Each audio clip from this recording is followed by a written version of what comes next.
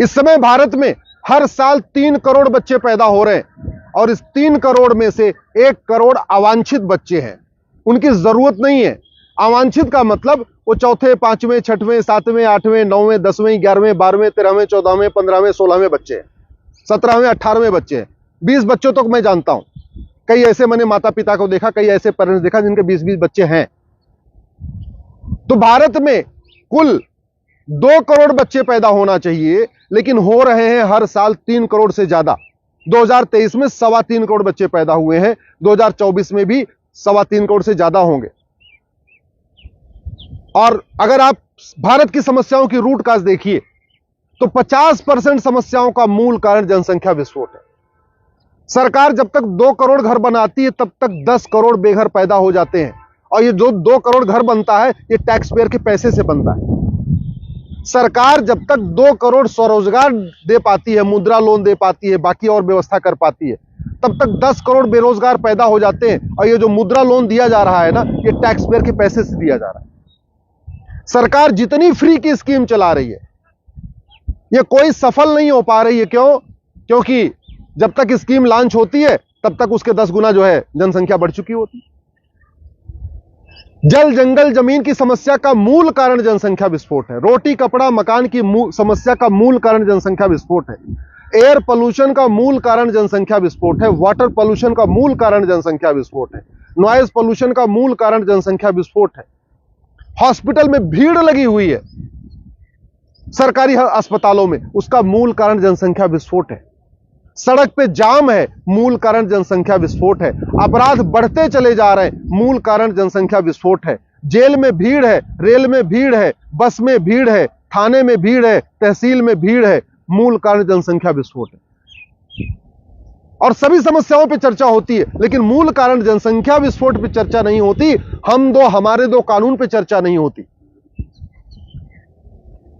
चीन जिसकी जनसंख्या हमसे बराबर है, उसका क्षेत्रफल हमसे 3 गुना ज्यादा है। अमेरिका क्षेत्रफल हमसे 3 गुना ज्यादा है, जनसंख्या मात्र 33 करोड़ है। रूस क्षेत्रफल हमसे 5 गुना ज्यादा है, जनसंख्या मात्र 15 करोड़ है। ब्राजील क्षेत्रफल हमसे 3 गुना ज्यादा है, जनसंख्या मात्र 22 करोड़ है। कनाडा क्षेत्रफल हमसे 3 गुना ज्यादा है, जनसंख्या मात्र 4 करोड़ है। ऑस्ट्रेलिया क्षेत्रफल हमसे लगभग 3 गुना ज्यादा है, जनसंख्या मात्र 2 करोड़ है। अब आप समझिए ना, हमारे पास जमीन 2% है, पानी हमारे पास केवल 4% है, जनसंख्या दुनिया की 20% हो चुकी है। इसके बावजूद 5वें, 6वें, 7वें, 8वें, 10वें, 12वें, 14वें बच्चे पैदा हो रहे। क्या जरूरत है? और सबसे बड़ी बात यह, जो आदमी टैक्स दे रहा है, जो जीएसटी दे रहा है, जो इनकम टैक्स दे रहा है, जो टीडीएस दे रहा है, जो वैट दे रहा है, वो हम दो हमारे दो फॉलो कर रहा है। और जिसको सब कुछ मुफ्त में मिल रहा है वो हम दो हमारे दो फॉलो नहीं कर रहा है। वो 12 कर रहा है, 14 कर रहा है, 16 कर रहा है, 18 कर रहा है, 20 कर रहा है। गरीबी लगातार बढ़ रही है। जब भारत की जनसंख्या 40 करोड़ थी उस समय केवल 4 करोड़ गरीब थे। 40 करोड़ भारत की जनसंख्या थी, गरीब थे 4 करोड़, यानी 10% गरीब थे, 90% लोग गरीबी रेखा से ऊपर थे। आज भारत की जनसंख्या 145 करोड़ है तो 81 करोड़ लोगों को मुफ्त में राशन देना पड़ रहा है, यानी 81 करोड़ लोग गरीबी रेखा से नीचे हैं। यानी इस समय 65% लोग गरीबी रेखा से नीचे हैं। पहले 90% गरीबी रेखा से ऊपर थे, 10% गरीबी रेखा से नीचे थे। आज की डेट में 65% गरीबी रेखा से नीचे है, केवल 35% ही गरीबी रेखा से ऊपर है। तो गरीबी बढ़ रही है, मूल कारण है जनसंख्या विस्फोट। अराजकता बढ़ रही है, मूल कारण है जनसंख्या विस्फोट। मजहबी उन्माद बढ़ रहा है, मूल कारण है जनसंख्या विस्फोट। जब गरीबी बढ़ती है तो लोग अच्छी तरीके से उसको शिक्षा नहीं दे पाते, अच्छी उसकी चिकित्सा नहीं दे पाते, अच्छा उसको संस्कार नहीं दे पाते। वो कभी इधर पढ़ता है, कभी उधर पढ़ता है, और कोई काम धंधा नहीं होता, कभी इधर पार्क में घूमता, कभी इधर घूमता है, तो अपराध करता है। एक एक कमरे में अगर 12-12 लोग रहेंगे, माता पिता के साथ 12 बच्चे रहेंगे, तो उनको न कहां से उनको संस्कार मिलेगा, कहां से उनको अच्छी शिक्षा मिलेगी, कहां से उनको अच्छी चिकित्सा मिलेगी, कहां से उनको रोजगार मिल पाएगा। लेकिन इस पे कोई चर्चा नहीं करना चाहता, क्योंकि नेताओं के लिए बहुत अच्छा है। जितना ज्यादा गरीबी होगी ना, पॉलिटिक्स करना उतना आसान होता है। लोग पढ़ लिख लेंगे, समझदार हो जाएंगे, स्वावलंबी हो जाएंगे, तो ये 5 किलो चावल पे और 5 किलो आटे पे कोई वोट नहीं करेगा।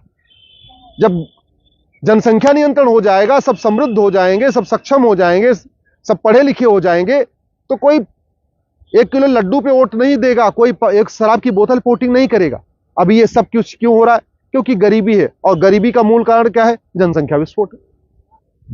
मैं आप लोगों से निवेदन करता हूं, अगर आप टैक्स देते हैं तो ये मान के चलिए आपका टैक्स का पैसा बर्बाद हो रहा है, आपके टैक्स के पैसे से बर्बादी हो रही है। अगर एक कानून बन जाए, हम दो हमारे दो सबके दो, तो आपके टैक्स के पैसा भी जो है ठीक से यूटिलाइज हो पाएगा। और जिस तरीके से अराजकता बढ़ रही है, नफरत बढ़ रही है, जिस तरीके से डेमोग्राफी बदल रही है, यह बहुत चिंता की बात है। 9 राज्यों में भारत को मानने वाले खत्म हो चुके हैं। 200 जिलों में जो वसुधैव कुटुंबकम को मानते हैं, नारी तू नारायणी को मानते हैं, सर्वमंगल मांगल्य को मानते हैं, भारत की संस्कृति को मानते हैं, भारत को त्योहार को मानते हैं, भारत की परंपरा को मानते हैं, वो 9 राज्यों से भी खत्म हो चुके हैं, 200 जिलों से भी खत्म हो चुके हैं। जो लोग भारत की संस्कृति, आचार विचार को मानते हैं, भगवान रामकृष्ण को मानते हैं, भगवान शंकर को मानते हैं, भगवान विष्णु को मानते हैं, हनुमान जी को मानते हैं, देवी जी को मानते हैं, वो 900 तहसीलों से खत्म हो चुके हैं। डेमोग्राफी इतनी तेजी के साथ बदल रही है, 75 साल में देखते देखते 9 राज्यों में खत्म, 200 जिलों में खत्म, 900 तहसीलों में खत्म। बॉर्डर की जो 300 तहसीलें हैं उससे बिल्कुल खत्म। अगर हमने हम दो हमारे दो लागू नहीं किया ना, आने वाले 20 से 25 साल के अंदर इतना भयानक परिणाम आएगा, आपने कभी सोचा भी नहीं होगा, आपने कभी कल्पना भी नहीं किया होगा। और यह गलती हमेशा होती है। गुजराल साहब ने भी कभी नहीं सोचा होगा उनको पाकिस्तान छोड़ के भागना पड़ेगा, आडवाणी जी ने भी नहीं कभी सोचा होगा उनको पाकिस्तान छोड़ के भागना होगा, जेठमलानी जी भी कभी नहीं सोचा होगा पाकिस्तान छोड़ के भागना होगा। आपके इतने सारे राज कपूर, यश चोपड़ा, प्रेम चोपड़ा, सुनील दत्त, इन्होंने कोई नहीं सोचा होगा पाकिस्तान छोड़ के भागना। आखिर छोड़ के भागे ना, छोड़ के क्यों भागे? डेमोग्राफी बदल गई, डेमोग्राफी बदल गई, अशांति फैली, अशांति फैली, छोड़ के भागना पड़ा। आज भी ऐसे ही हो रहा है। कभी गुजरात में पत्थरबाजी होती है, कभी राजस्थान में पत्थरबाजी होती है, कभी यूपी में पत्थरबाजी होती है, कभी महाराष्ट्र में पत्थरबाजी होती है, कभी यहां गला कटता है, कभी वहां गला कटता है, कभी वहां गला कटता है, कभी वहां धमकी होती है। ना अराजकता खत्म हो रही है, ना अवैध निर्माण खत्म हो रहा है, ना धर्मांतरण रुक रहा है, जनसंख्या विस्फोट रुक रहा है। क्यों? क्योंकि हम समस्याओं पे चर्चा कर रहे हैं, लेकिन कठोर कानून की डिमांड नहीं कर रहे। और ये पार्टियों ने जो आपको जाति की अफीम खिला दिया, भाषा की अफीम खिला दिया, क्षेत्र की अफीम खिला दिया, आप वो अफीम खा के बैठे हुए। पार्टियों ने आपको लोहियावाद की अफीम खिला दिया है, समाजवाद की अफीम खिला दिया है, गांधीवाद की अफीम खिला दिया है, नेहरूवाद की अफीम खिला दिया है, साम्यवाद की अफीम खिला दिया, आप खा के बैठे हुए। आपको समझ में नहीं आ रहा है कि समस्या का मूल कारण क्या, अस्थायी समाधान क्या? अस्थायी समाधान है कठोर जनसंख्या नियंत्रण कानून।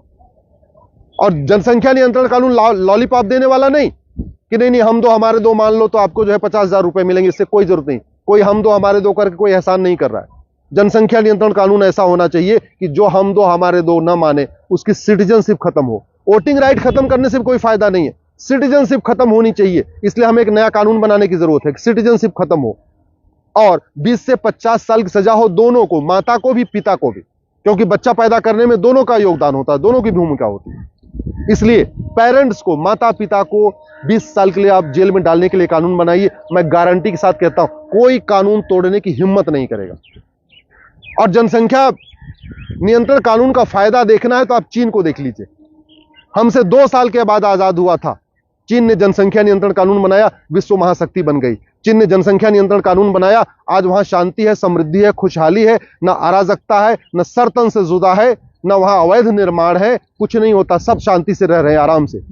हमने वो गलती किया है, आज नतीजा ये हो गया। 9 राज्यों में डेमोग्राफी बदल गई, 200 जिलों की डेमोग्राफी बदल गई, 900 तहसीलों की डेमोग्राफी बदल गई। कभी यहां सरतन से जुदा, कभी वहां सरतन से जुदा, कभी वहां पलायन, कभी यहां पलायन।